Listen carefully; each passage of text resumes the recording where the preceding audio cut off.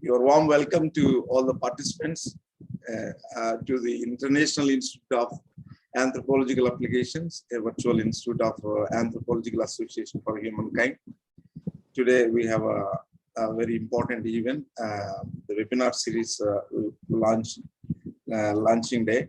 So I request our President, Professor B.R.Ambedkar, to introduce our speakers. Good evening to everybody. As the President of the Anthropological Association for Humankind, I feel very proud to inform that International Institute of Anthropological Applications, a virtual institute of Anthropological Association for Humankind, has initiated very important, much needed course for the present day youth and fellow citizens. The title of the course is Dr.B.R.Ambedkar and the Agenda for Nation Building.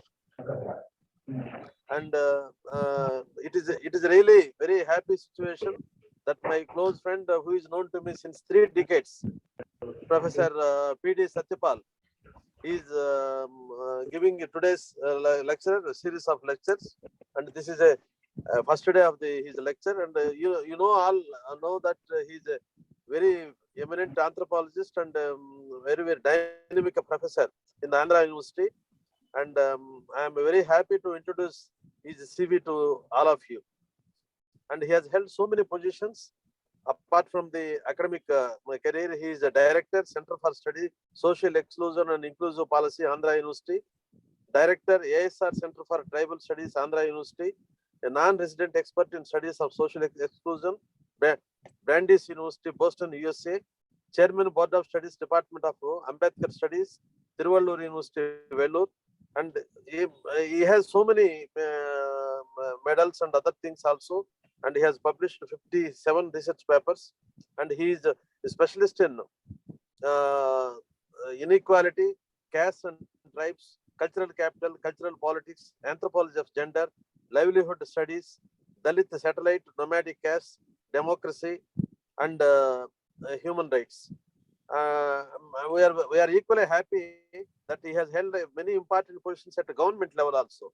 He is appointed as a commissioner of inquiry by government of Andhra Pradesh for asserting social status of castes and tribes on 3 occasions. It is really a wonderful job for any anthropologist. And practically he is a practical anthropologist and applied anthropologist. And present day situation, he is one of the, I don't say he is one of the, he is the very eminent anthropologist in the country now. And he has delivered, to his credit, he has delivered so many lectures on social inequality, democracy, human rights at MIT, the prestigious university, Michigan Institute of Technology, Boston, Columbia University, 2006, 7, and 13. It is a very prestigious assignment. And the UAE also, United Arab Emirates, he was delivered lectures in 2006 and 2015. And apart from that, he has visited Japan also, Osaka and Tokyo universities in March, April 2015. And he held many positions like member statutory committee for selection for professors, associate professors and assistant professors. I am very happy that for his professor post, I am one of the objectors. Although I have equally respect and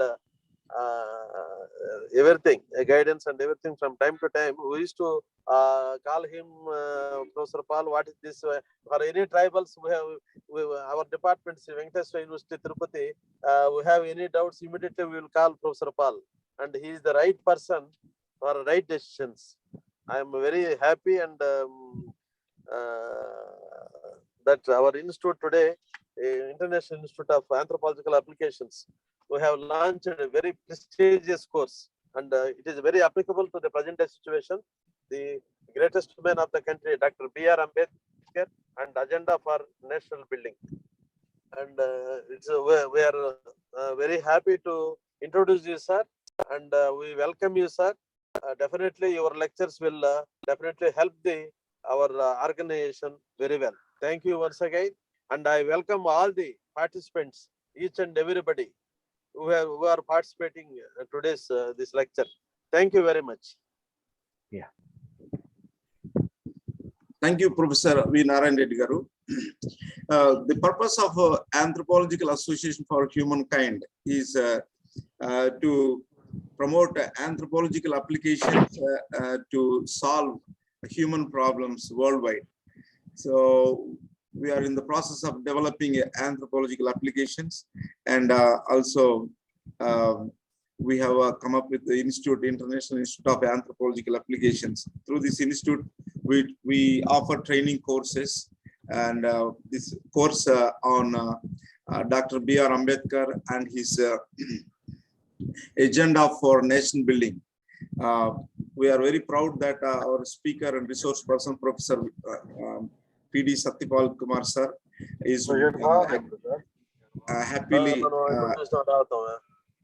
happily agreed to deliver a series of lectures because our Anthropological Association for Humankind has requested him to deliver lectures, and he is the right person to, we believe he is the right person to do lectures on this, because we have seen the injustice that has been done to Dr. B.R. Ambedkar academically in this country, and even though he is a renowned person on many respects, so we want to tap the wisdom of Dr. B.R. Ambedkar and his anthropological insights to address the contemporary issues, not only in India and worldwide. So in that process, Anthropological Association for Humankind is want to promote, design and promote the courses on the Dr. B.R. Ambedkar's Anthropological School of Thought. So that is the main purpose, to promote, in order to train youth and the practitioners in India and worldwide to become the responsible citizens, respectful, responsible, and productive citizens of that particular nations.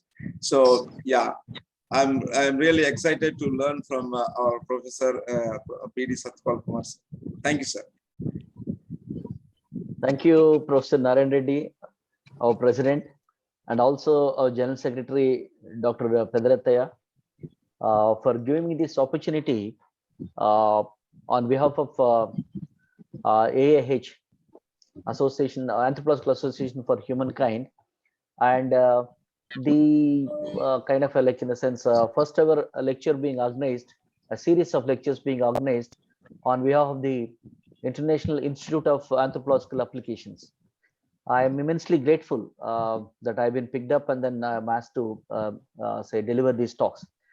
So friends, as is like it is already said, that this lecture series, in fact, now will try to portray the different facets of Dr. Ambedkar, and we will try to come up with a holistic, personality of Dr. Ambedkar and his academic prowess and his intellectual, in fact, now like tapestry in striving, dedicating his life and striving for a nation which is truly democratic, to establish a democratic society, basically. So therefore, friends, as the part of the series and as a start of this particular series, the first topic is on Ambedkar's academic training and intellectual influences. So like in the sense, generally many in India and also abroad definitely must have heard of Dr. Ambedkar, and he's hailed, in fact, now as a kind of a human rights champion, and he's the one who has won rights for the depressed classes of this country. And it is also, in fact, now said that Dr. Ambedkar's acumen, in fact, now in drafting a constitution for India, like in a sense, and also, in fact, now answering more than 2,978 questions in the Constituent Assembly, in establishing or making, in fact, now a kind of a truly democratic constitution, which has been hailed as a document of social revolution, not just, in fact, now as a political kind of a document. It has social, economic facets of democracy in it. So we also listen to Dr. Ambedkar as a kind of a Dalit leader, and we also, like in a sense, see that people hail him as led his people towards a kind of a religion which is called is Buddhism, as a kind of a, in fact, no, like uh, emancipation from the cudgels of the existing society. But the point is, like in a sense, all has other facets have been eulogized, but his academic say facet has been much say, like in a sense, neglected. I would not go to the extent of, in fact, no, calling it as a collective kind of a, say, erasure, but uh, I will take this kind of a situation from none other than a professor of eminence, Dr. Upendra Bakshi, the then Vice Chancellor of Delhi University, way back in 1991. I would like to bring to your notice, friends, that 1991 is that was the birth centenary year of Dr. Ambedkar. Probably that is the year wherein Dr. Ambedkar, in fact, now was brought into the limelight. He was conferred Bharat Ratna posthumously, and Ambedkar's, in fact, now, like say, different facets have been discussed on different public fora, and also the state sponsored fora as well.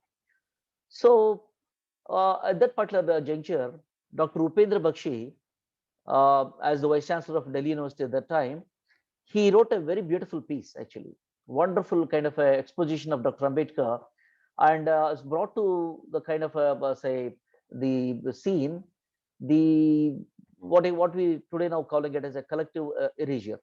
I want to quote from him. He said, Indian social science landscape has disarticulated Baba Sahib Ambedkar by studious silence. The complete disregard by the academia poses a critical question concerning the modes of production of knowledges through formal education and research systems in India. He continues to say that the communities of knowledge and communities of power in India are united in marginalization of Ambedkar. He says, by forgetting Ambedkar, we have encouraged the growth of the traditions of learning and teaching in our campuses, and made most of our teachers and students indolent, impertinent, and incontinent, unquote. So this was, in fact, no, in a very, very, say, kind of a serious kind of an exposition as to the absence of Dr. Ambedkar in the academia. Friends, well, that is almost 3 decades ago. Today, we are now in 21st century, in 2022. We see that there are great celebrations, public celebrations, concerning the birthday or the death day or different occasions of Dr. Ambedkar being, say, celebrated with a lot of vigor, enthusiasm by people, in fact, now who would like to, follow Dr. Ambedkar. Not just that, but also by the governments. So, and also, in fact, now in many of the public and private institutions, that Ambedkar, in fact, now have now become a person, say, a grantor. We have several statues and memorials erected, say, in his memory, and governments, in fact, now we have seen competing each other in erecting certain memorials to Dr. Ambedkar. But we are not sure that his ideals are discussed in the classrooms of the campuses.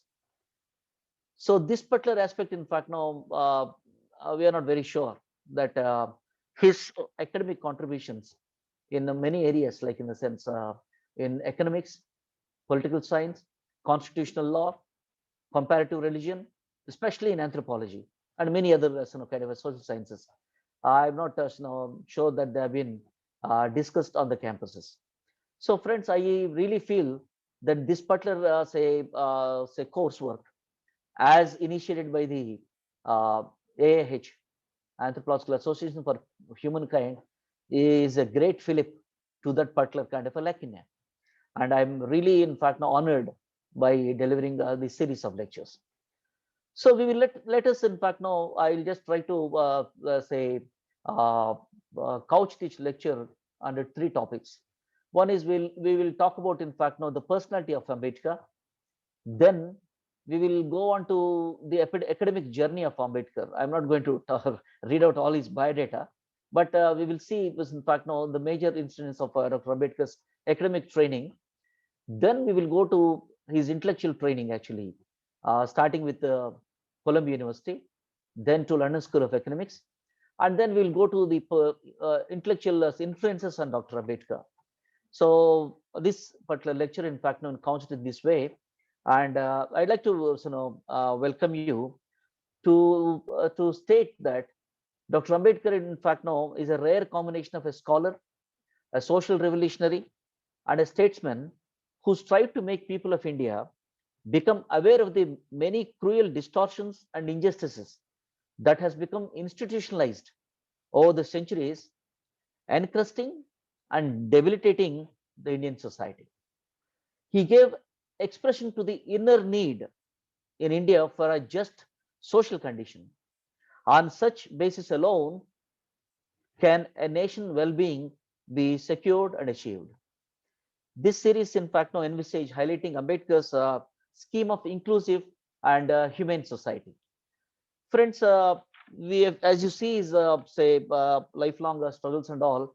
We look at it as a kind of a missionary's effort by the enlightened guide in the noble task of leading a vast and ancient nation towards the right path of humanism, peace, brotherhood. I'm sorry, brotherhood, the very word, in fact, no, has a kind of a patriarchal kind of a connotation. So therefore, Ambedkar is very, very concerned about the parity of the genders. So therefore, I'll use the appropriate word called as comity in the place of fraternity and brotherhood and nation's progress. And looking at his personality, my dear friends, he belongs to a rare class of great men. There are several great men that we talk about, and many people say, so, like describe some people as great, but Ambedkar belongs to different class of great men who set standards of greatness for themselves and live up to them. In fact, he has defined what is a great man himself and try to live up to that particular standards. In his own words, a great man must be motivated by the dynamics of social purpose and must act as a scourge and scavenger of the society. Unquote. His life itself stands as a testimony to this ideal, securing human dignity to all. Coming to his say familial background, friends, we know that Dr. Ambedkar, in fact, no, was born in a military family. Uh, his father was a Subedar major in the military at that time. His mother's fathers and his mother's brothers were also, his uncles were also in the military, and his wife's say like in a sense relatives, more or less, in fact, now they were all into the kind of a military family, and probably because of it, he must have imbibed discipline in his life. And yeah, though like in a sense, in fact, now say he was born in a military headquarters of war.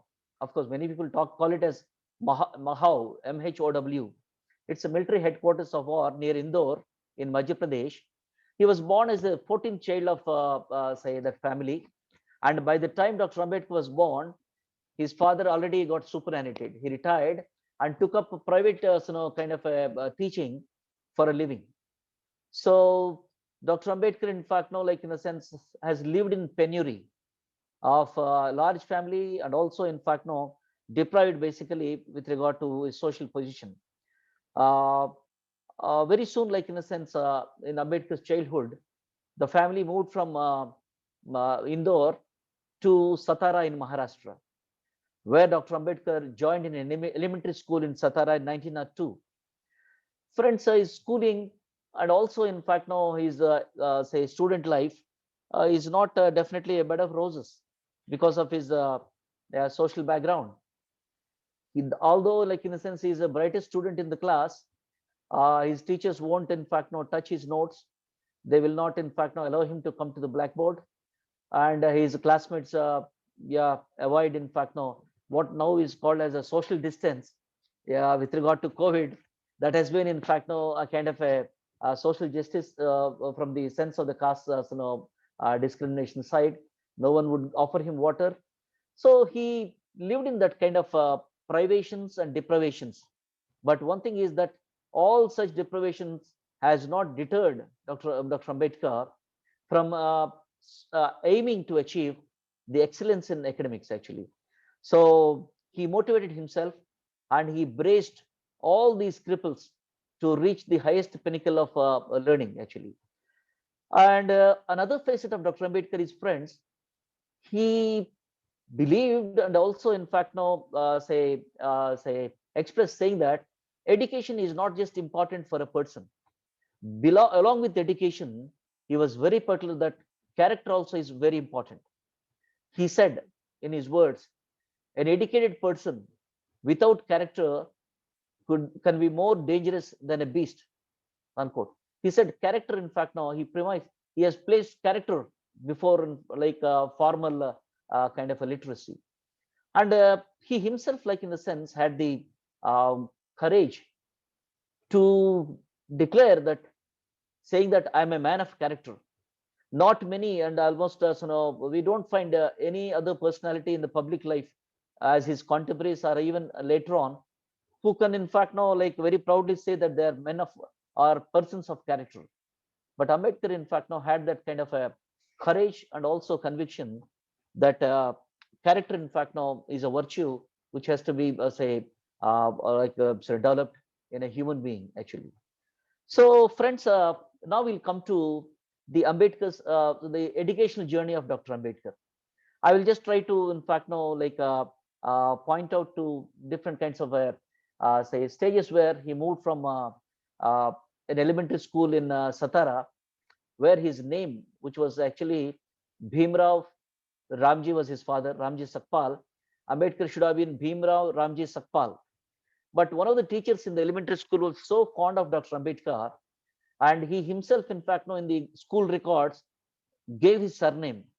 Ambedkar, in fact, was the surname of his teacher, actually, who was in close, in fact, likeness of Dr. Ambedkar. So he became Bhimrao Ramji Ambedkar right from these school records. So from 1902, in fact, till 1906, they were in Satara. Then the family of Dr. Ambedkar moved to Mumbai, moved to today's Bombay, and he joined, in fact, in Elphinstone School, one of the illustrious schools, in fact, in Bombay that time. And by 1907, Dr. Ambedkar has passed matriculation. This, like in a sense, clearing matriculation has called for a celebration in his community, because for the first time, he was the first student whoever, in fact, like in this, among all the students, very few students at that time, in fact, from the say deprived classes, who could clear matriculation. Yes, when he passed matriculation, one of his teachers, Mr. Krishnaji, say Keluskar, Krishnaji Arjun Keluskar, he took very fond interest. He was very fond of Dr. Ambedkar again, and he presented, he gifted a book actually on the like a biography of Gautam Buddha, which of course imprinted on Dr. Ambedkar, and in fact, took him a long time till his death, reading and then getting influenced by the Buddha. That was the time, in fact, when he passed matriculation, Krishnaji Arjun Keluskar, he arranged a scholarship to Dr. Ambedkar by the Maharaja Sayajirao Gaikwad of Baroda, who himself, in fact, was interested in promoting the non-Brahmin students in education, actually.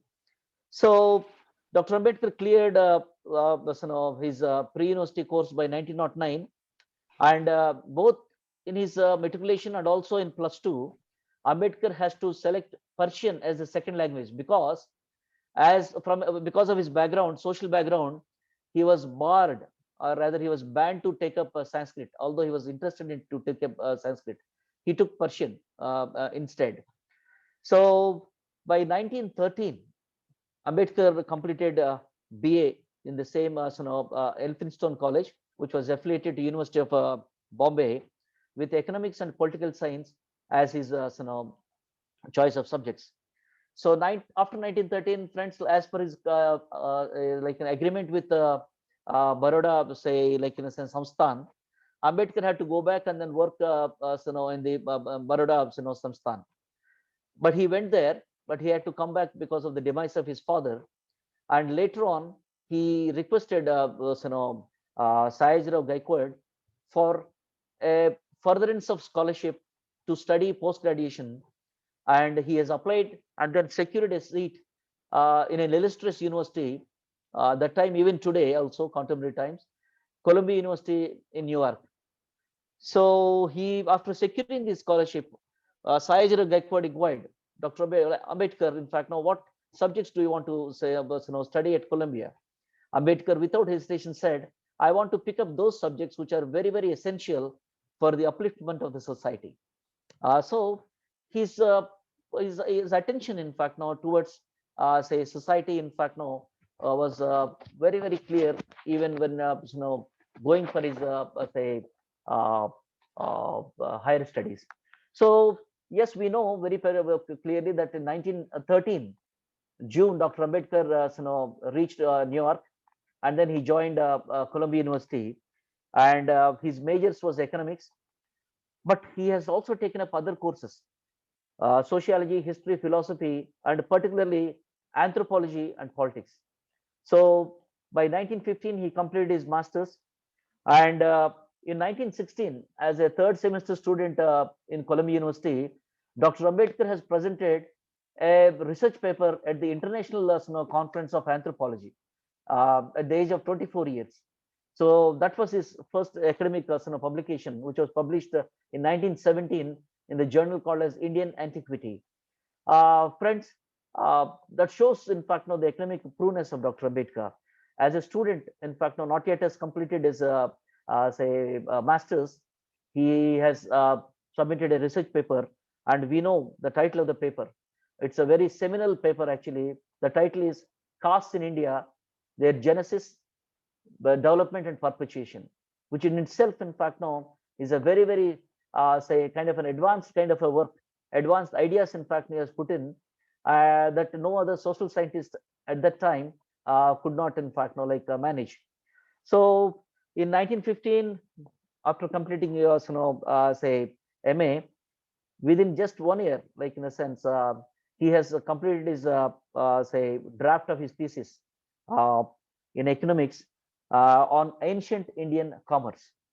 Uh, by 1917, in fact, now Dr. Ambedkar left Columbia University after submitting his thesis, and then he moved to London School of Economics, and he joined there in London School of Economics for MSc course in economics, and also, in fact, to enroll him for the course of Bar Law.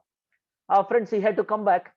He had to immediately, in fact, come back because the Diwan of Baroda Samsthan, in fact, terminated his fellowship, and Ambedkar has to, in fact, he came back to India, and in 1917, and only in 1920 he could return back to London School of Economics, again with the scholarship extended by the Sahu Maharaj of Kolhapur. He himself was a great social reformer, social revolutionary.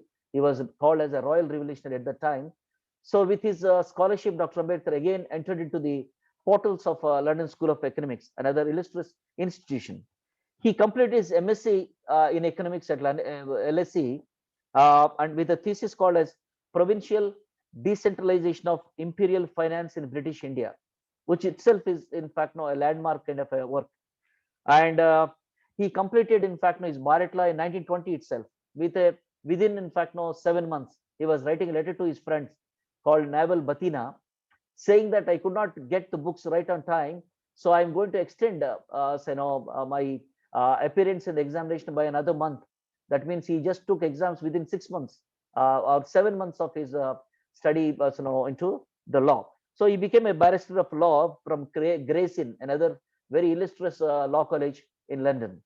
So in 1922, friends, uh, there was a kind of like in a sense, a little hesitation by his own research director, his guide, Professor Edward Cannon, who himself is, in fact, now great personality in history of economic thought. Why? Because Ambedkar has, in fact, now came up with the research topic called as the problem of rupee, its origin and its solution. This particular thesis is a direct critic of, in fact, no British rule in India, basically. So Edward Cannon and his panel of research committee were hesitant. In fact, no, they asked time to clear his thesis. So at that time, Dr. Ambedkar, in fact, no, unsatiated for knowledge, he learned German, and then he went to Germany, wrote an application in German language to University of Bonn, and secured another research seat at the University of Bonn. Halfway through 1920s, now say 23, Dr. Ambedkar, in fact, now got a reply, a message from his research director that somehow, like in a sense, he could convince his doctoral committee to accept his PhD thesis, although it was very critical of the British government in India. So, Edward, his research director, Edward Cannon, he particularly wrote in the preface of the thesis saying that although I may not fully agree with Dr. Ambedkar in many of these things, but he said, I have no hesitation to say that Dr. Ambedkar has nailed the problems of economic issues in India square and round and square. So Dr. Ambedkar, in fact, now secured his PhD in 1923, LSE, and he has got another 2 doctorates actually. Like in a sense, by now he's a double doctorate in economics and in one of these important specialization called as public finance, where many of the economists they feel it is one of the tough subjects in the discipline of economics. But Ambedkar's 2 PhDs, one from Columbia University and also London School of Economics, both are in public finance. And yeah, he is with a law degree. Ambedkar also has, in fact, now awarded honoris causa, 2 honorary doctorates, in fact, now one from his own alma mater, Columbia University in 1952, say for his achievements, leadership, and in fact, now his intellectual acumen in drafting the Constitution. Another delete, in fact, now he secured from in 1953 from Usman University. Friends, I would like to share that Usman University was the only university in India that has recognized the academic prowess of Dr. Ambedkar. So therefore, my dear friends, Dr. Ambedkar, in fact, now, if you look at his academic, say, kind of a training, now he's there with the 4 doctorates, 2 achieved, 2 honored, and with 2 law degrees and all. So he has equipped fully, in fact, now geared up fully, which in fact, now in the present jargon called as he was loaded with the academic prowess, in fact, now for any person to excel in any of the careers actually. Like we could have gone, in fact, now he has got offer as a judge by the British courts and all. Ambedkar, in fact, now has politics. In fact, now for some time he was a teacher in the Sydenham college, but with all his intellectual gearing, Dr. Ambedkar has become a full-time social worker in the society, working on the evils of the society actually. So that is the academic kind of a journey of Dr. Ambedkar. Now let us turn, my dear friends, towards making of Ambedkar as Baba Sahib. I would start with the Columbia University. Ambedkar's academic American experience as an alumnus of Columbia University, friends, has not just shaped his personality and his worldview, but also provided for the essentials for his national reconstruction project. At that time, when Ambedkar was there in Columbia University, Eleanor Gillette, she writes, saying that Columbia University was in its golden age, in its zenith, with stalwarts, in fact, now as teachers out there. Figures such as James Shotwell, Edward Seligman, John Dewey, Franz Boas, James Hardy Robinson, and Alexander Goldenweiser. They were all working at Columbia University and were leaving a permanent mark on the American academia. So, like in a sense, as we know, the most prominent among these intellectuals were Professor John Dewey and Professor Franz Boas. We know pretty well that John Dewey gained his the worldwide prominence with his writings about pragmatism, and Boas became widely known as, in fact, now father of the modern anthropology, particularly, in fact, now with his cultural relativism, or rather historical particularism, became, in fact, now is called elogiated as father of American anthropology and modern anthropology. And Pertinently, my dear friends, Dr. Ambedkar was influenced by both these personalities, both John Dewey and Franz Boas. Let us see how. See, he did not, although his major was in economics, we know particularly he did not limit himself to that discipline. He has taken courses, actually. His mark list that shows he took courses in philosophy, history, politics, sociology, and very, very particularly, he has taken 2 full courses in anthropology, which run for 1 year, 1 full year actually. And what are those courses? During 1915 and 16, he took 2 courses. One course is general ethnography, general ethnology, primitive man, that's how it is called that time, primitive man and physical environment. And the other course that he has done is general ethnology, primitive religion, mythology, and social organization. Both these courses were taught by Professor Alexander Goldenweiser. Uh, it is here, in fact, no, it is Alexander Goldenweiser who himself was, in fact, no, the first student of Franz Boas at Columbia University, has now become the via media for Dr. Ambedkar to Franz Boas. So now, if we really want to, in fact, now have the relationship between Dr. Ambedkar and the influence of Franz Boas, I think so. We will have to. There are many works which came up. The latest work came out in 2018 by a professor of anthropology at University of Leeds by name Jesus Francisco Chiraz Garza. He wrote very recent in 2018 an article in the Journal of South Asian Studies. The title is B.R. Ambedkar, Franz Boas, and Rejection of Racial Theories. So that was the title actually. And in that, he has shown very elaborately how Franz Boas's ideas of race via Alexander Goldenweiser influenced Ambedkar's thought. Ambedkar familiarized himself with the ideas that rejected the fixity of identities, like sort of a natural inequality which has become endowed, in fact, by birth. He rejected the ideas of fixity of identities, societies, and racial and caste hierarchies. He rejected that idea that identity and the place of society, the lowly position of, in fact, the ex-untouchables, were determined by their supposed racial inferiority. Instead, Ambedkar, in fact, emphasized the importance of culture as the cause, in fact, of bringing out a kind of a social structure in which the voices, in which I request the host to unmute us, the other participants, please, to avoid distraction. Yeah, thank you. So, Boyce's vision, in fact, says that the culture, environment, psychology, language, and elements were key to the construction of identities and societies. Ambedkar adopted this mode of thinking to argue that untouchability was not fixed or hereditary, but it is basically a cultural problem that could be fought and eradicated. This is where, in fact, Ambedkar has taken the cues from Franz Boas.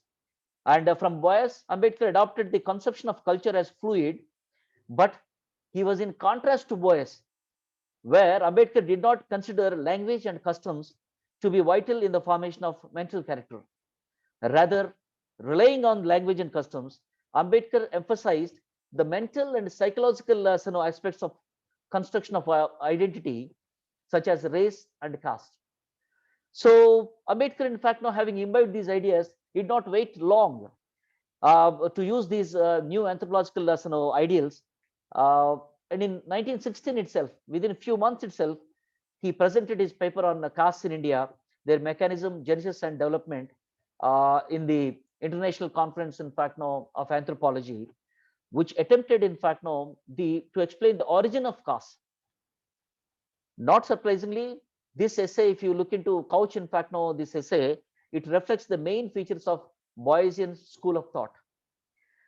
And particularly, my dear friends, in this particular paper, very first paper of Dr. Ambedkar, being a student, and he is just 24 years by the time, this paper, my dear friends, anticipates M.N. Srinivas's concept of Sanskritization almost 35 years before. In his paper, Dr. Ambedkar in fact now says that the non-Brahmins in fact now became castes by a process of imitation of their so-called like in a sense quote unquote superiors.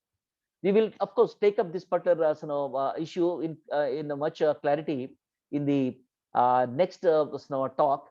But what I would like to say is Ambedkar in fact now was anticipating M.N. Srinivas transcription almost 35 years before Srinivas. And now coming to Ambedkar's connection with Professor Gandhi, Ambedkar took 3-semester long courses from American pragmatist John Dewey actually. John Dewey, in fact, now his ethos seeped into Dr. Ambedkar as an young student, and where Dewey has forsaken the dominant Hegelian theory of that theory of ideas, but he formulated an the instrumental theory of knowledge, where ideas, in fact, now as instruments are brought to solve social problems. Ambedkar has thoroughly internalized ideas of society, freedom, democracy, and philosophy involving reconstruction of the society from John Dewey. Ambedkar used to say to his friends, it seems that he has taken all his notes, and if John Dewey unfortunately were to die, Ambedkar said, I can reproduce all his lectures verbatim. That was the kind of a influence Professor John Dewey had on Dr. Ambedkar. And Ambedkar also, in fact, now got in touch with the ongoing Afro-American liberation movements during his time at Columbia University. See, he, like in a sense, in fact, now in the words of professor of say like comparative religion, Christopher Quinn of Harvard University, in 1996, he writes saying that Ambedkar's liberation theology can be traced back to the social gospel movement that dominated the Columbia University campus and in the Morningside Heights, the area of Morningside Heights, where Ambedkar's hostel, in fact, now was situated. He was very, very thoroughly influenced by that particular social gospel movement. He involved in that Afro-American liberation movement at that time as a student. And Ambedkar got in touch with the first ever Afro-American anthropologist. His name is W.E.B. Du Bois. Many of us anthropologists, we know, in fact, W.E.B. Du Bois. So Ambedkar befriended with him, and there were several communications, in fact, exchanged by Dr. Ambedkar and W.E.B. Du Bois. Another important academic facet of Dr. Ambedkar is that an extraordinary document has submitted by Ambedkar to be read at the peace conference convened by the Institute of Pacific Relations, at that time, in which he drew parallels between Indian and American instances between the fate of the undercaste and the Negroes. So that was the kind of a exposition Dr. Ambedkar, in fact, now went for the comparative study of subjugation in American and Indian societies. I would like to draw your attention to another pertinent kind of a thing with regard to Dr. Ambedkar as a student. Friends, we know Karl Marx and his Marxism became very popular in the world after the October Revolution in 1917, led by Lenin, actually, in Russia. But way back in 1913, very few in the world, and especially very, very few, in fact, now in India, must have read about Karl Marx, and that too, in fact, now as a course in the university. Friends, in those days, Dr. Ambedkar did not have the luxury of having an internet. He did not have luxury of, in fact, now having many of us, the kind of books or the literature that has been, because they were all costly to procure. So, but the academic prowess of Dr. Ambedkar is very well testified that in 1913 itself, in his very first semester, Dr. Ambedkar has selected a course, the name of and passed that course. The name of the course is Marxism and post-Marxian socialism. Can you beat it? Actually, 1913, Ambedkar basically studied Karl Marx and post-Marxian socialism as a course in Columbia University, in fact, as a student anthropology. That shows, in fact, now his intellectual, in fact, now prowess. And Ambedkar's own research guide, Professor Edward Seligman, who was then the professor of political economy at Columbia University, he was firmly placed among the most outstanding student of, public finance and history of economic thought at that time. Ambedkar, in fact, got many insights, in fact, into economics from him. And another facet I'd like to explain, my dear friends, is even as a student in 1917, Ambedkar took on another illustrious philosopher of the time, Bertrand Russell. Ambedkar wrote a review on the book of Bertrand Russell entitled The Principles of Social Reconstruction. And he thoroughly critiqued Bertrand Russell, saying that his thesis is very, very shaky. Applying Russell's ideas to Indian society, Ambedkar observes, I quote, thus, it is not survival, but the quality, the plane of survival of a society is important. He's saying that not just the survival of the society for a long time, but it is the plane of the survival. The position of the survival is very important. And Ambedkar says, if the Indian readers of Mr. Russell probe into the quality of their survival and not remain contented merely with having survived, I feel confident that they will be convinced of the necessity of a revaluation of their values of life. So, friends, this is the kind of an exposure that Ambedkar got in Columbia University. He got exposure to many of the facets of different disciplines. He was, in fact, thoroughly influenced by Frank Boyce as an anthropologist, Alexander Goldenweiser, and he was into many of these things. Professor Janduvi, his pragmatism, which Ambedkar, in fact, took up and then continued all through his life. And then Ambedkar, in fact, got in touch with the ongoing Afro-American movement, got in touch with Professor W.B. Dubai, an anthropologist, in fact, working against the race, and he's an anti-race activist, basically. Of course, Frank Boyce himself was an anti-race activist at the time in Columbia, from Columbia University. They were known as public intellectuals, actually. And Ambedkar was studying Karl Marx, and then, in fact, getting into many things. Now, coming back to London School of Economics, Ambedkar's teacher was equally eminent economist, Edward Cannon. He was also acknowledged as the authority in the history of economic thought. So, Ambedkar, my dear friends, like in a sense, we know he was unsatiated with his quest for knowledge. Ambedkar basically, like in a sense, not just did his MSc in economics and then continued with the DSc, Doctor of Sciences in Economics, but he also got secured a degree in, law, and also, in fact, now his prudence went to continuing his studies at Bonn University, learning German as a language. Of course, he was a polyglot. Ambedkar was a polymath. So now, friends, let us turn our attention to his intellectual influences. Probably, like in a sense, this part, Ambedkar, in fact, was, as we can see, there are four, say, personalities that Ambedkar has been thoroughly influenced at the level of intellectuality. One is Buddha, Kabir, Jyotirao Phule, and Professor Janduvi. So we know pretty well, say, like in a sense, in his own words, there are many areas we can talk about, in fact, now in his influence of Buddha in his life, basically. But he said, I quote, positively, my social philosophy may be said to be enshrined in three words: liberty, equality, and fraternity. Let no one, however, say that I have borrowed my philosophy from the French Revolution. I have not. I have derived them from the teachings of my master, the Buddha, unquote. So here Dr. Ambedkar, in fact, now positioning the historicity of democracy and democratic procedures, which were for the first time in the world invented and applied by Buddha. In fact, in his Buddhist kind of a Sangha, Ambedkar was drawing to those parallels. And he was very thoroughly, in fact, now influenced by the kind of a pragmatism of Buddha at the time, actually. Of course, the philosophy of pragmatism has not been there at the time, but Buddha himself, in fact, now, with knowledge, with enlightenment, in fact, now, took, say, the kind of an responsibility to tackle with the problems of the society at the time. So therefore, then with regard to Kabir, we know many friends, Kabir had a lot of influence on Dr. Ambedkar because his family itself were following Kabir Panthi at the time. And Kabir, we know, he was criticizing all the social inequalities basically.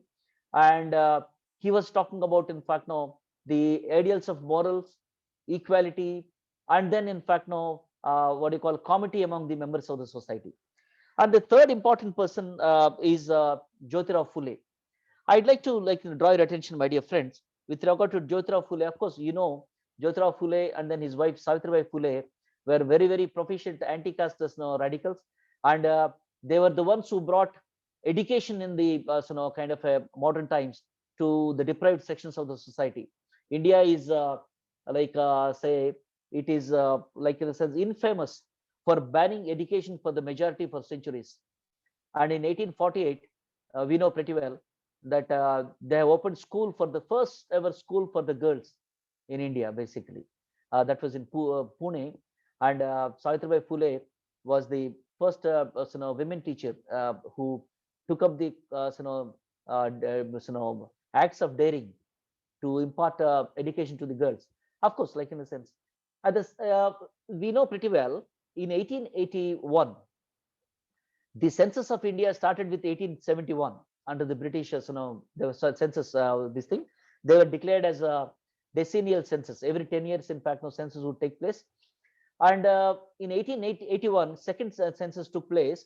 And that time, the census was being done based on the principle called as population by religion. They used to count how many Hindus, how many Christians, how many Muslims, how many Sikhs were there. And based on that, say, like in a sense, representations were offered in the government services. Jyotirao Phule in 1882 appeared before the Hunter Commission, and there Jyotirao Phule, in fact, revealed his concept of reservation as representation.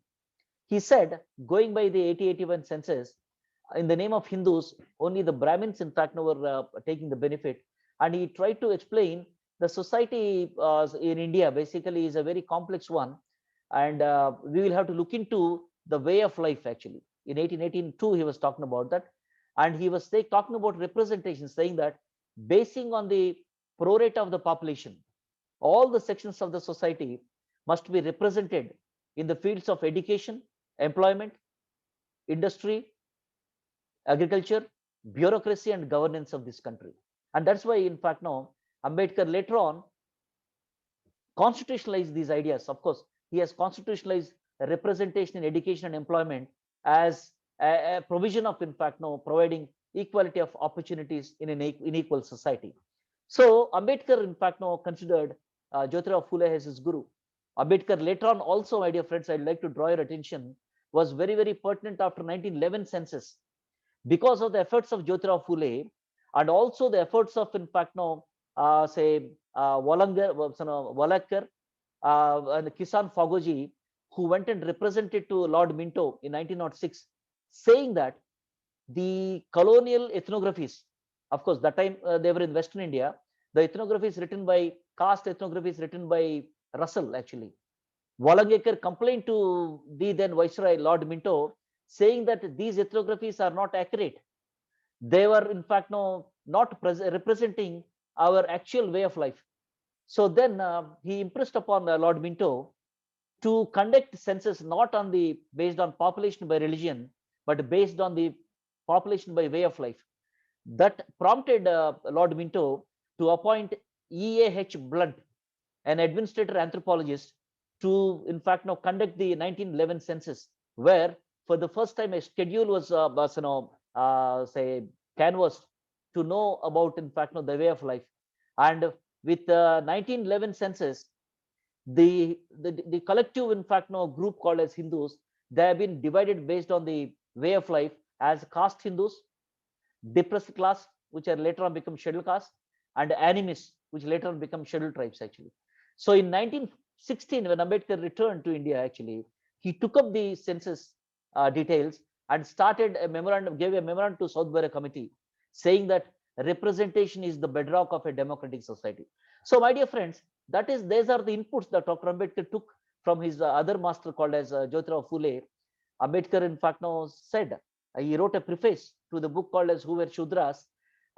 He said that this was dedicated to the greatest Shudra ever lived, who believed that a social revolution is more important than a political revolution in India. So coming back to the fourth influencer on Dr. Ambedkar, Professor John Dewey, Meerananda in 2019 analyzes, in fact, now the influence of John Dewey and Dr. Ambedkar. And he also, she also goes to the extent saying that the Dewey Ambedkar Buddha connection, and explains that Ambedkar's Devanian Buddha as a reason and scientific method sacralized, calling for the cultural demystification. So basically, in a sense, with regard to the fixation of identities and rejecting those identities either of race or caste, Ambedkar was following the model of culture out there. He says that, in fact, no, these are not racial fixations as inferiority of that particular thing, but Ambedkar was saying that these are the cultural manifestations, in fact, now which has brought up a social organization and a society and placed the people as unequal. And Ambedkar, in fact, now was now calling as cultural demystification of the Brahminical dogma, which has said that there is a natural inequality. Just like many things have been created unequal in the nature, so does the human societies, and also, in fact, now the caste have become unequal as a natural inequality. Ambedkar, in fact, now countered that this kind of a philosophy of natural inequality with the cultural demystifications, paving way for a secular, humanistic, civil culture. In this particular mellow, we can also, in fact, now juxtapose another personality, another intellectual, public intellectual in India with Dr. Ambedkar. His name is Rahul Sankrityan. Friends, we know basically they never, in a sense, studied together. They never, in fact, met also. But interestingly, in fact, they had an extraordinary coincidence. Both of them have been engaged with Marxism and also Buddhism for their comparable socio-political agendas, both as philosophical systems and as modes of social change. Actually, there is a very interesting kind of this thing. Of course, we will talk about it much later and all. So friends, I would also like to mention two important points with regard to Ambedkar over here. Ambedkar's all his writings have been methodical writings. He has been following the researchers paradigm as to, in a sense, place the problem, bring, in fact, different versions of the problem, different facets of the problem, and then this, demystify them one after the other, and finally proposing his own thesis, and ending with, in fact, with a submission saying that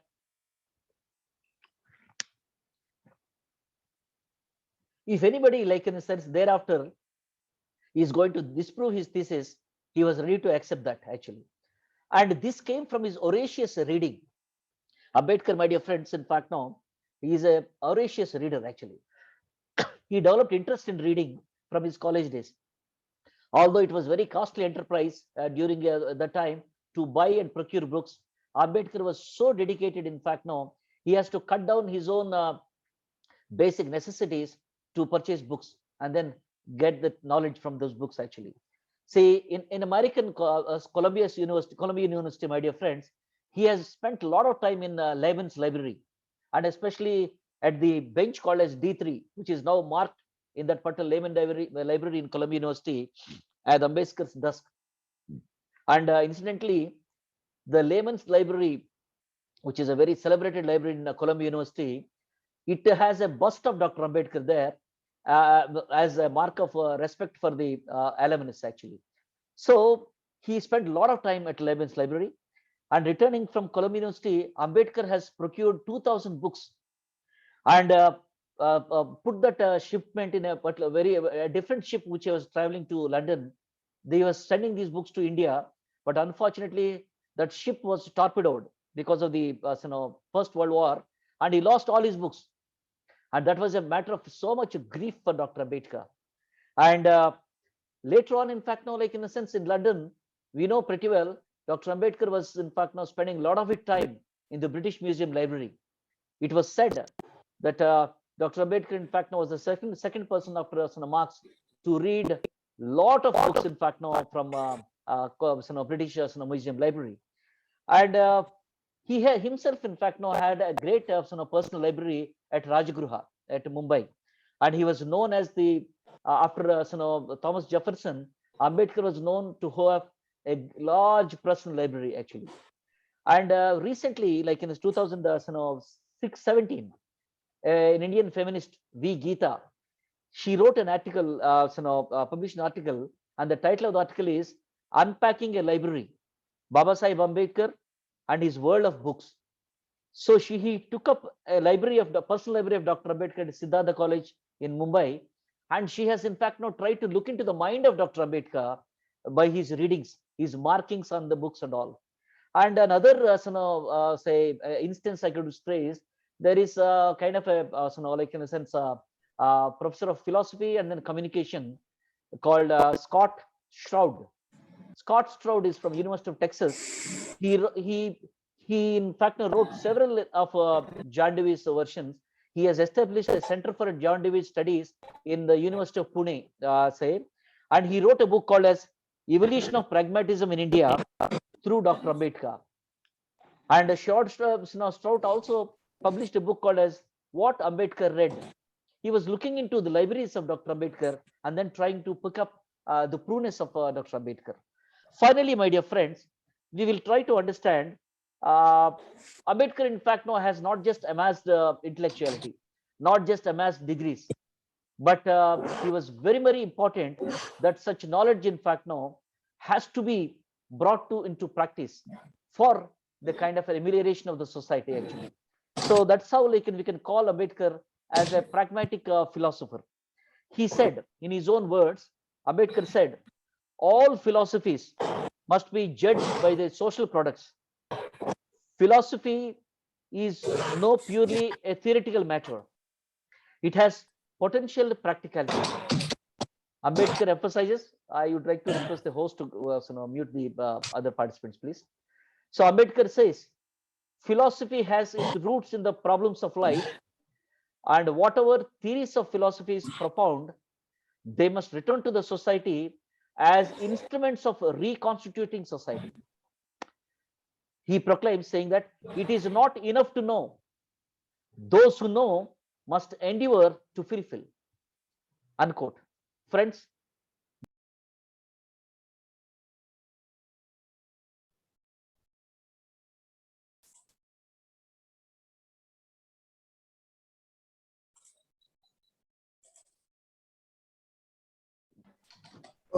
Professor Satyapal, sir, please unmute your mic. Oh, sorry. I think so. Somebody, you have muted. Yeah, by mistake I did. By mistake I did it. Fine. No problem. So what I was saying is the greatness of Ambedkar lies not in exposing the foundations of a suffering society and showing providing a way out of it, actually, but carrying out the mission of emancipation himself. And he operationalized his ideas into an action for reconstituting the society, and that way we can call him as a pragmatic philosopher. In fact, he has heralded a cultural and psychological battle against a system causing dehumanizing, exploitation, coercion, and suffering. Friends, the range of Ambedkar's struggle for securing human rights is very, very vast. He had to start from creating the situation where there is a right to be human to the majority of population to attain them the highest human potential, because majority of the society, Indian society, the infamous situation is they were relegated as subhuman beings, not as equal human beings. So Ambedkar's, in fact, now, like in a sense, program of reconstitution society starts from, in fact, now giving those rights to be human to the suffering majority, and then take them to the levels where they can secure highest human potential. Friends, Dr. Ambedkar's ideals, writings, and outlook could be categorized and then characterized as belonging to the trend of thought, which can be called as a socio-cultural humanism. Some of the philosophers, in fact, in the West, who were students of Dr. Ambedkar, they were, in fact, now bringing this particular idea, saying that Ambedkar belongs to, his philosophy basically belongs to the social cultural humanism as a pragmatic philosopher. He developed a socio-ethical philosophy and steadfastly stood for human dignity and freedom, socio-economic justice, material prosperity, and moral discipline. So, friends, in fact, now I'd like to end the talk over here. And we have seen different uh, facets of Ambedkar and his training, academic training, and also, in fact, now what he has done in Columbia, exposure to Columbia and to London School of Economics and to University of Bonn at Germany, where he has imbibed, in fact, now all sorts of knowledge, and then how, in fact, now he brought the philosophy of pragmatism into the Indian soil, and by his own example, actually took up implementing it as a pragmatic philosopher and became a social cultural humanist, in fact, now from the philosophical side. So this is where I would like to stop here. And in this topic of, in fact, now Ambedkar's academic training and then intellectual influences, I would sketch some of the aspects, if not all. And I think so, in fact, now the participants, the organizers feel that they have done justice in giving me this topic. Thank you very much. Thank you very much, Professor P.D.Satyapal Kumar sir, for your excellent presentation on Dr. Ambedkar's education background and his intellectual influences. Now, I request the participants, if you have any questions for clarification, you can pose questions to our speaker. So this is time for question hour.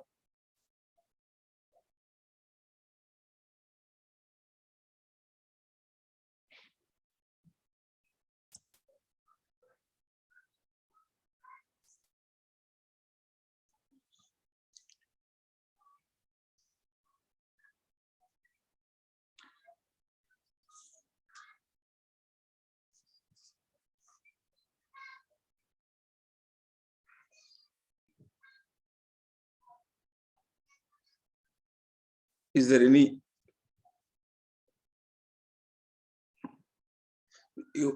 any person want to pose a question?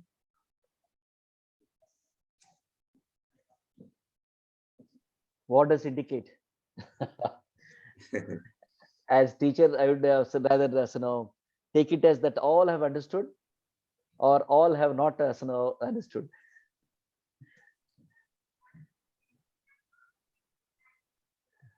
Yeah, there is, I think so. I see a question in the chat. Dr. Pedrete, can I? Yes, sir. What did we as Dalits achieve so far? Some person, Ravi Kiran, is asking. It means, are we really following? That's the question. Yeah, pertaining to today's topic. In fact, now, like in a sense, as I told you, friends, this lecture series, in fact, now has 15 talks with regard to that, actually.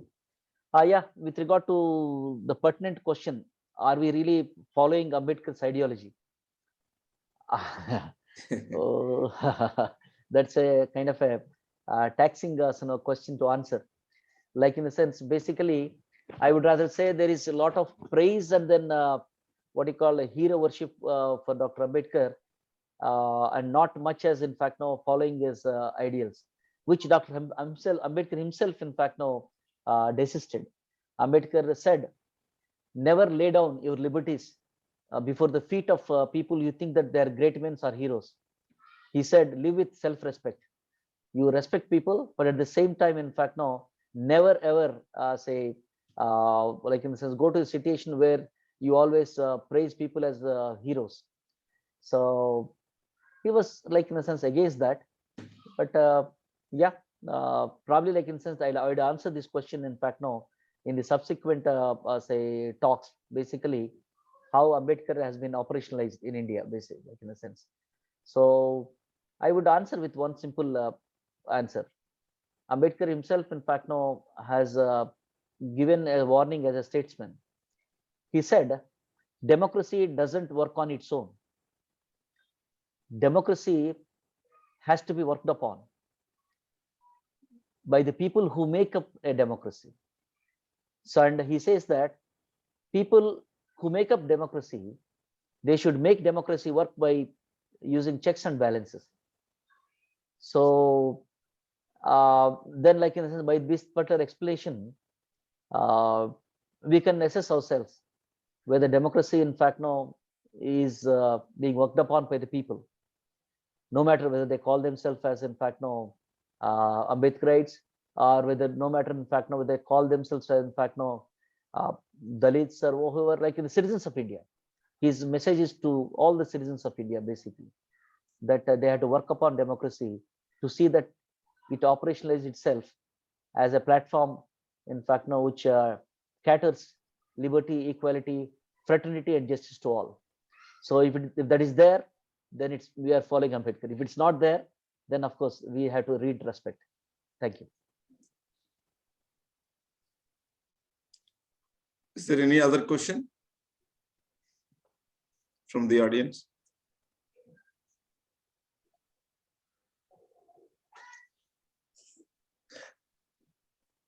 Okay, I will pose a question. So, yeah, Dr. B.R.Ambedkar has formal training in the discipline of anthropology. So can we say that because he has exposure intellectual influences from the West on pragmatic philosophy and all those things, so can we say that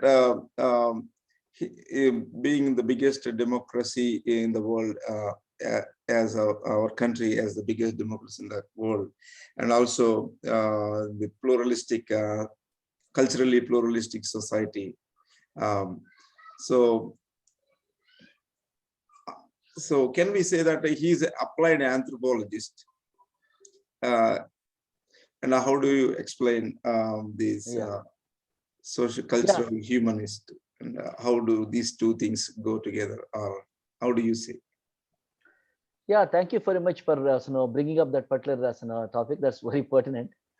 I would say in the affirmative, saying that in fact no, Dr. Ambedkar has not just in fact no did his courses in anthropology. My point is that he has imbibed anthropological holistic understanding in exposing the what do you call the foundations of the society in India, and all through his writings. In fact, now Ambedkar has published so many writings.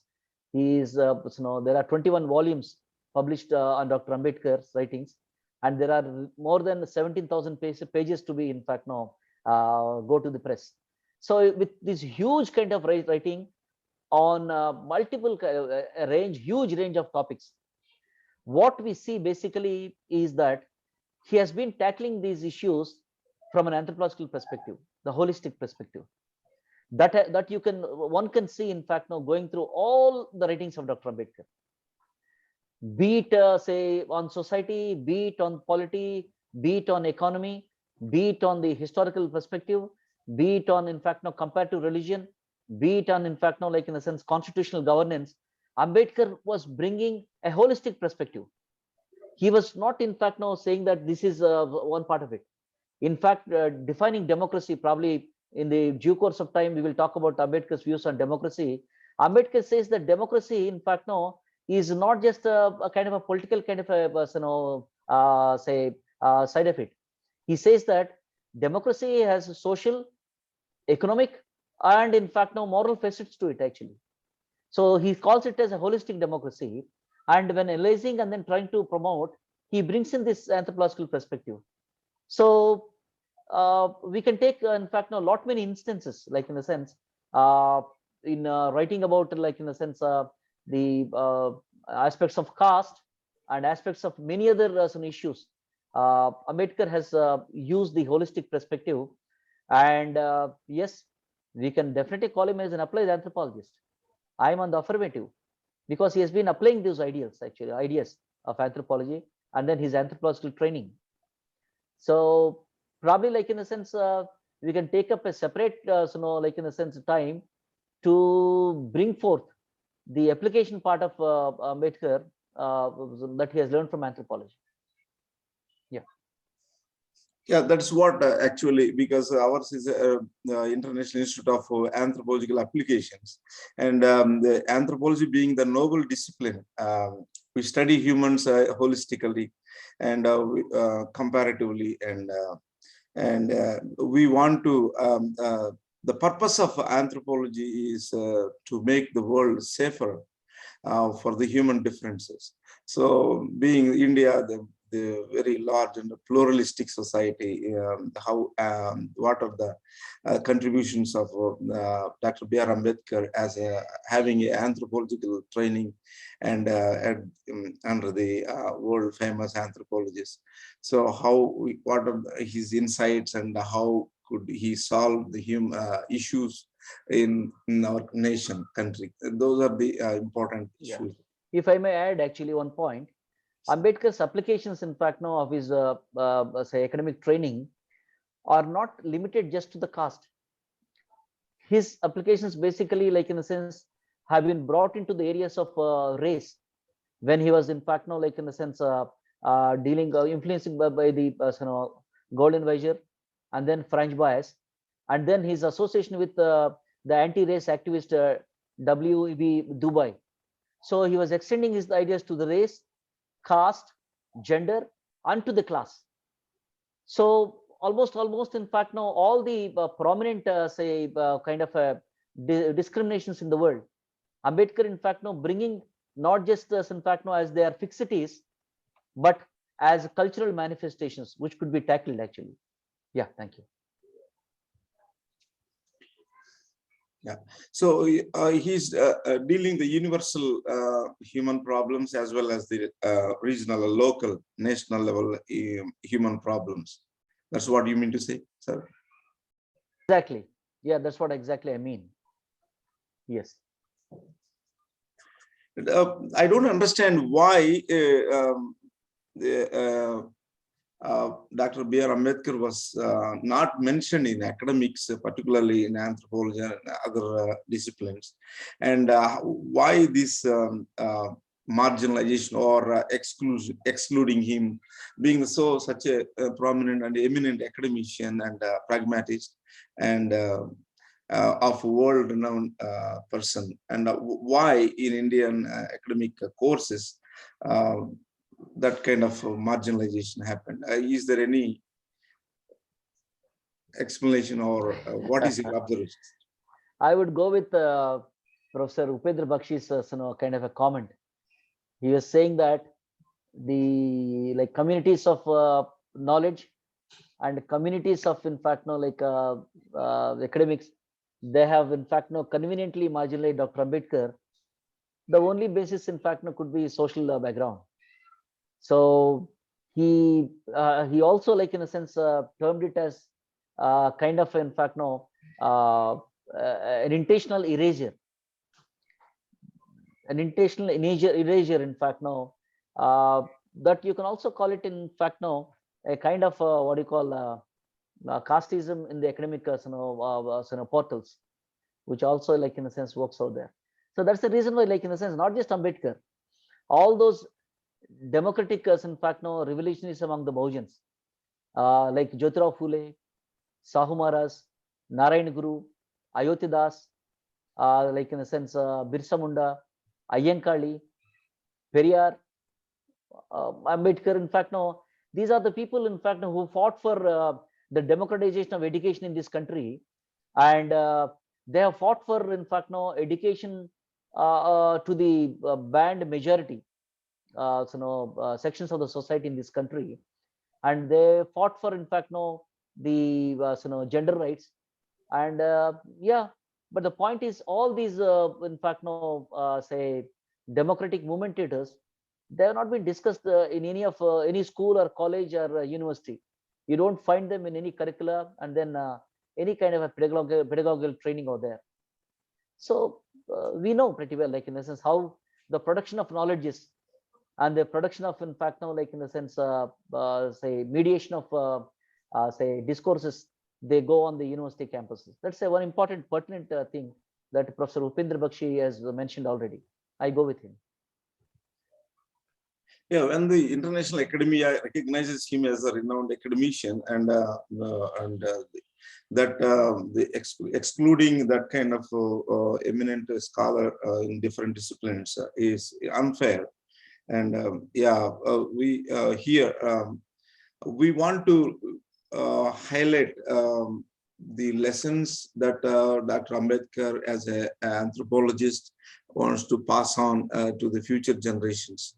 Because the youth and the administrators and the policymakers and the practitioners, they're really looking for solutions to human problems.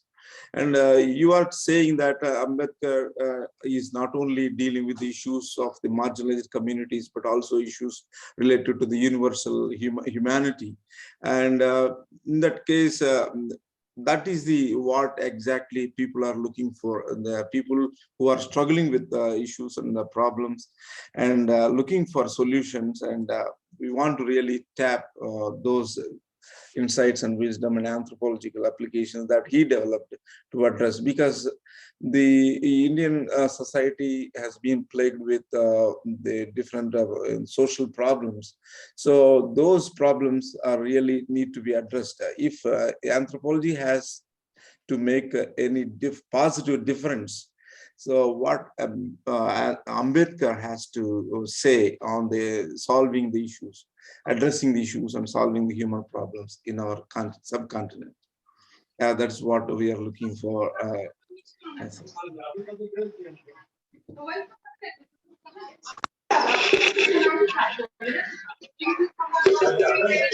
So, Yeah. Is there any question from the participants?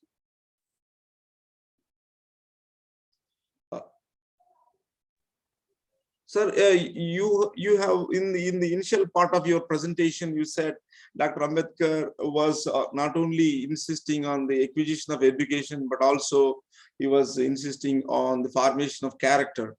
Would you please elaborate on that, sir? Yeah, meanwhile, I see another question, in fact, on the chat box. The question goes like this. Can you make your point on the connection between Christian ideology and Ambedkar ideology? Can I answer this question, sir? Oh, yes, sir, please. Yes. Yeah. Christian ideology, like in the sense, of course, we are drawing into the kind of a religious ideology. Ambedkar basically, like in the sense, is well read about different, religious kind of philosophies. In his pursuit for taking, in fact, no, the ex-untouchables to another kind of I would rather say religion. Of course, Ambedkar did not. He just, in fact, went to a kind of a comparative religious study. Basically, he was well versed with the Granth Sahib, Guru Granth Sahib, and he studied, in fact, Islam, and then he was thorough with the Bible and the Christian theology. He has, in fact, read several versions of Bible. There were 4 versions actually, and when some of the priests, Christian pastors came to Dr. Ambedkar and were talking about Bible, Ambedkar, in fact, posed them several questions, saying that, in fact, which version are you referring to?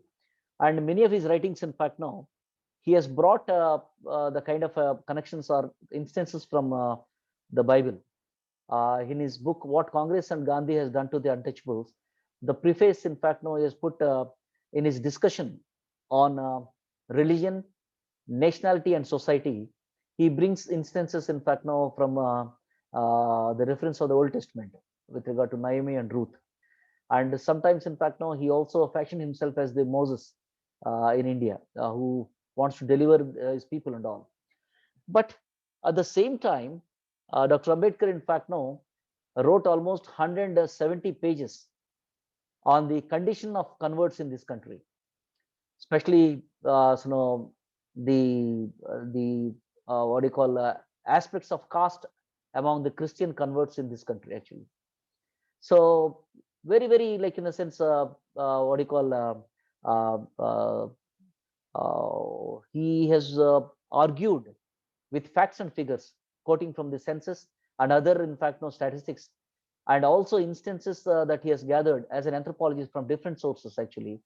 So he has shown very clearly that the Indian Christianity could not tackle the menace of caste. And he talked about, in fact, no caste-based churches, and then caste-based, like in a sense, marriages within the Christians following caste, and even caste-based graveyards, in fact, no, within the Indian Christians and all. He was very critical about that particular thing. So therefore, if somebody says Christian ideology, basically, like in a sense, Ambedkar, we can say that, in fact, no, he was never talking about heaven and hell, but he was talking about democracy. He was talking about, in fact, no equality among all the say members of the society. In that way, like in the sense, in fact, no, it can be equated that the personality of Christ in the Bible actually goes against the social inequality that was in vogue that time.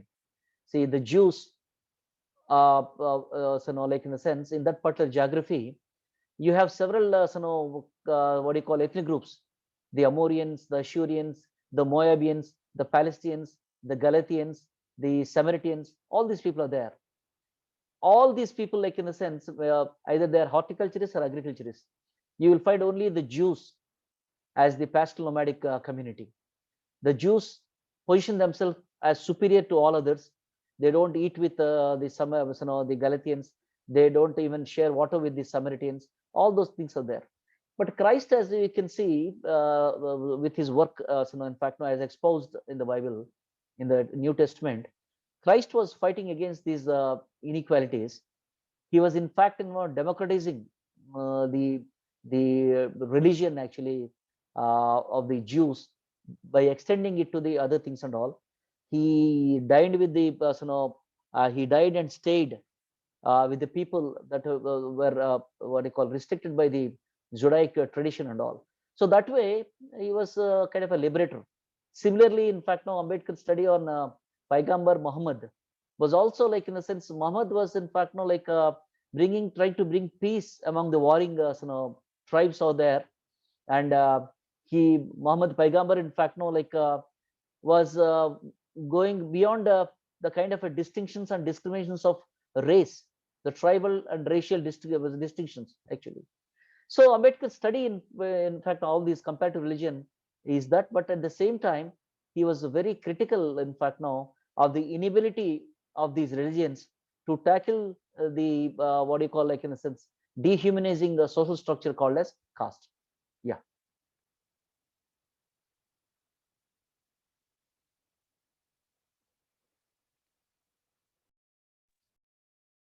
Oh, thank you, sir. Thank you.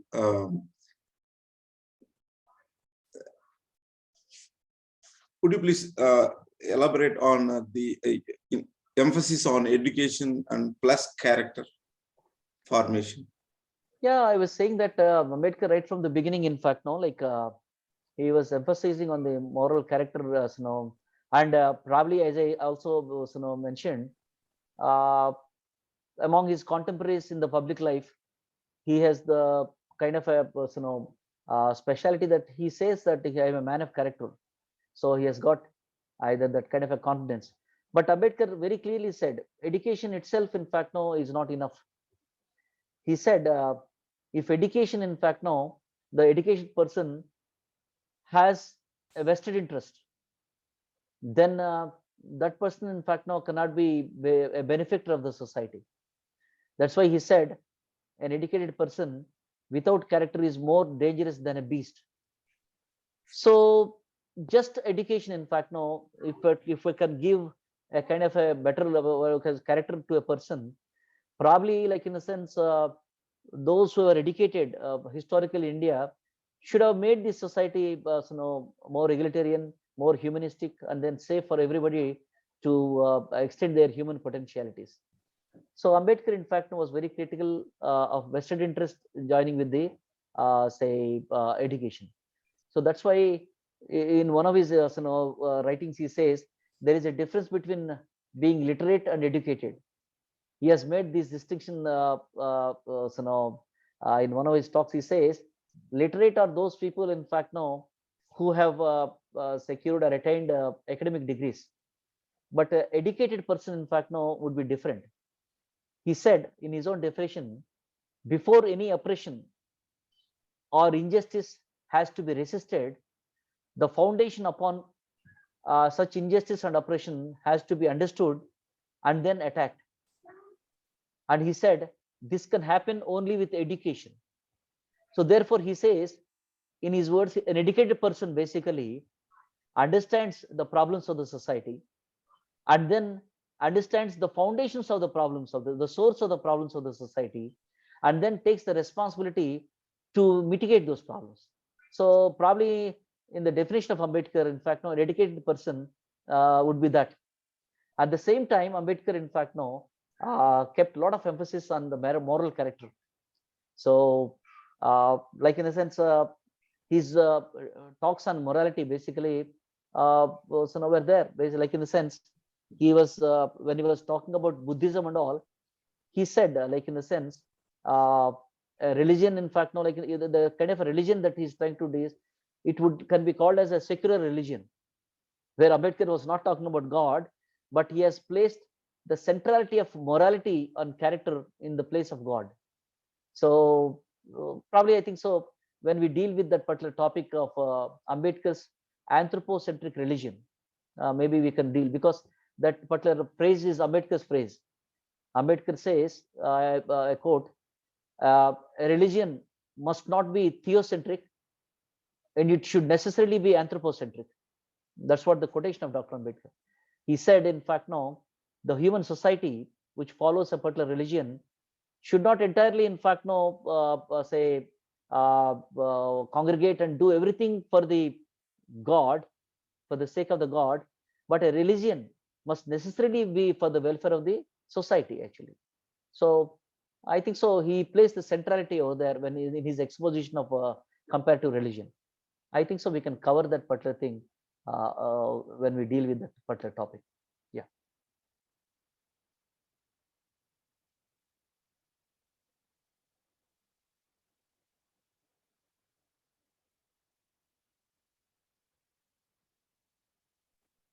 Dear participants, is there any question from your side?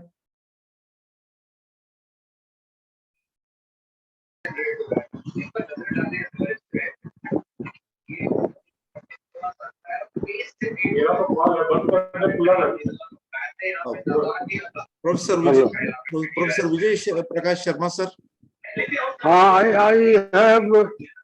I listened the scholar. He very widely presented about Ambedkar. I was thinking, Ambedkar was the law minister of this country and also the framer of our constitution. Had he been initiated the law to abolish the caste system or to neutralize the religion, that would have been better. I don't know why he wrote about the inhalation of caste and other things, about also religion and moral and other things. But as a minister of law and the framer of constitution, he should have taken initiative to ban the caste system as well as the religious differences. What is your opinion, Professor? Thank you, Professor Vijay Prakash Sharma, for a pertinent question. If the host can mute some others, I can. Yeah, thank you, sir. Sir, yeah, you're right. In fact, no, as the first law minister of this country, and also, in fact, no, the chairman of the drafting committee, Dr. Ambedkar, in fact, no, like generally anybody would have thought that Ambedkar would have the kind of all his, say, kind of a possibility of abolishing caste. But one thing, in fact, now, which I would like to say is Dr. Ambedkar is a sheer outsider in the affairs of the state that time.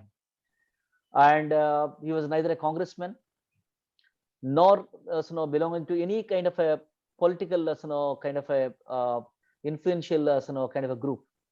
He was a loner, actually.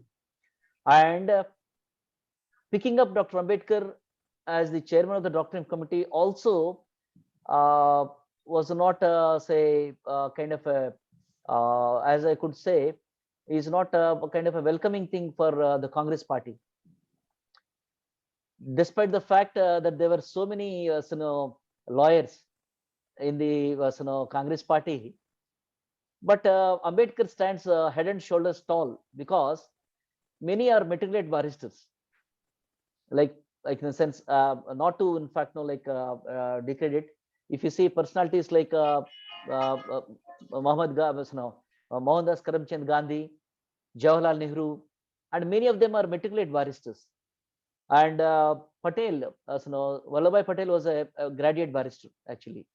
But Ambedkar was, like in a sense, he's a doctorate barrister. And when a delegation went to England, to London, to look for, say, a suitable person to draft the Constitution of India, they approached Lord, say his name is Lord Jennings, who was considered as the constitutional expert at that time. Incidentally, Lord Jennings happened to be Ambedkar's teacher of law at Gray's Inn, where he studied law.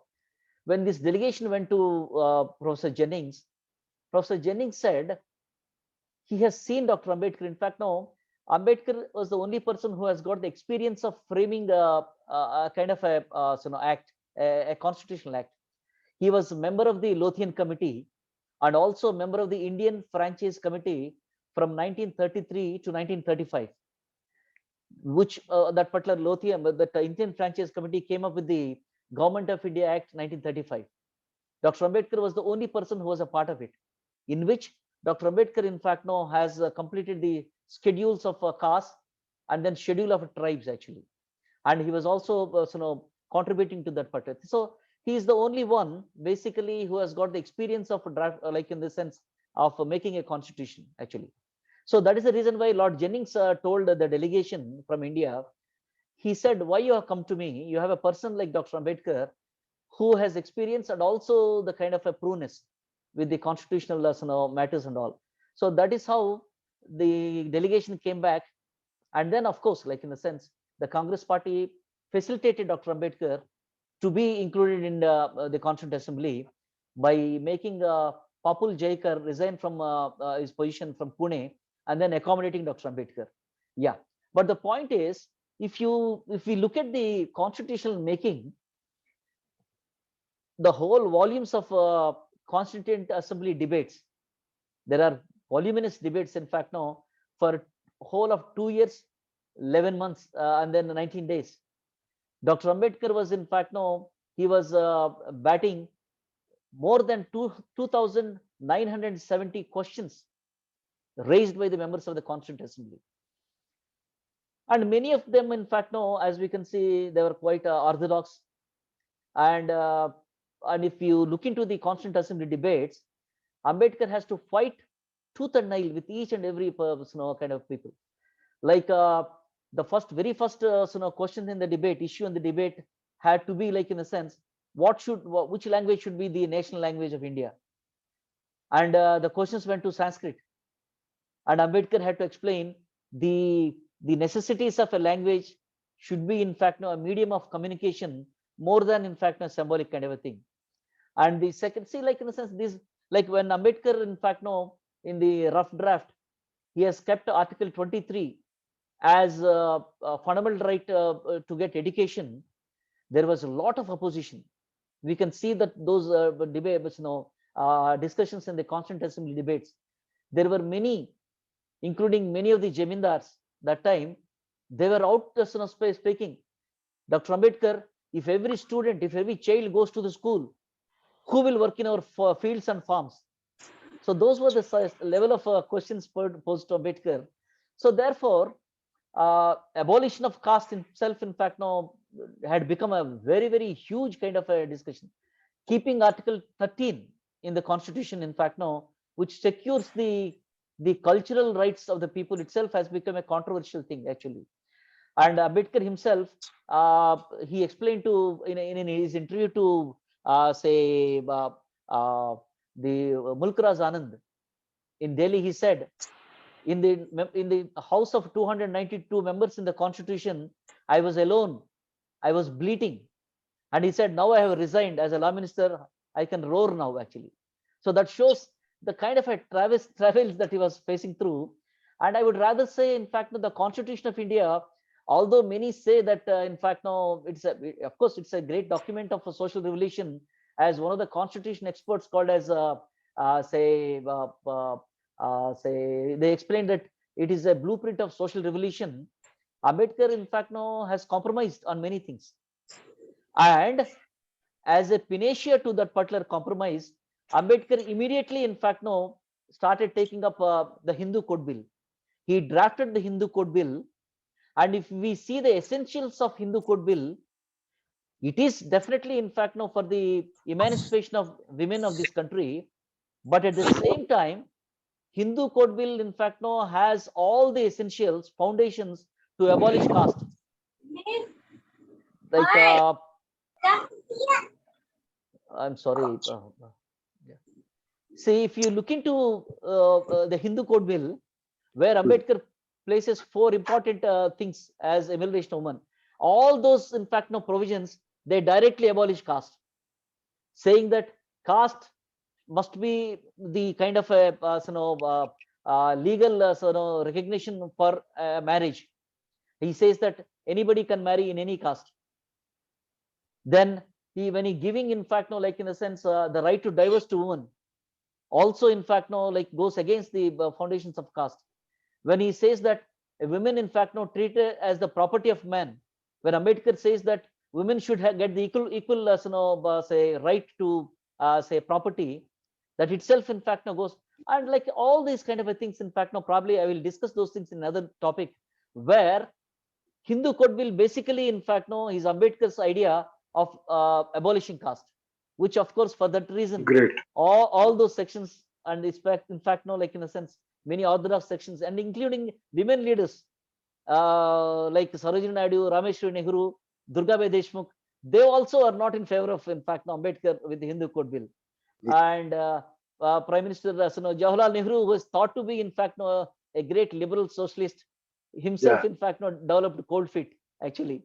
So therefore, sir, as an answer to your questions, Ambedkar had the intention, of course, but he could not materialize in that particular fashion.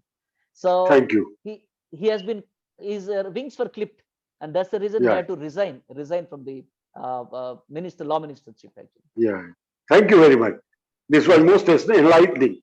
Thank you. Thank you. I was not so aware as you explained. Thank you. Thank you. Right. Thank you, sir. I just tried.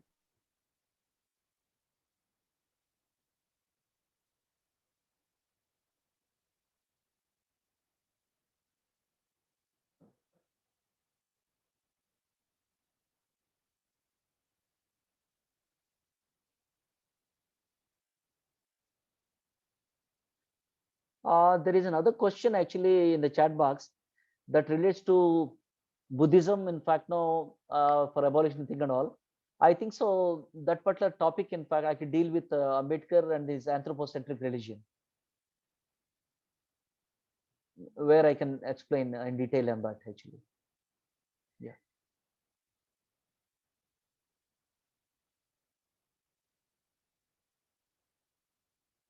Dr. P.D.Satyapal, you're on mute.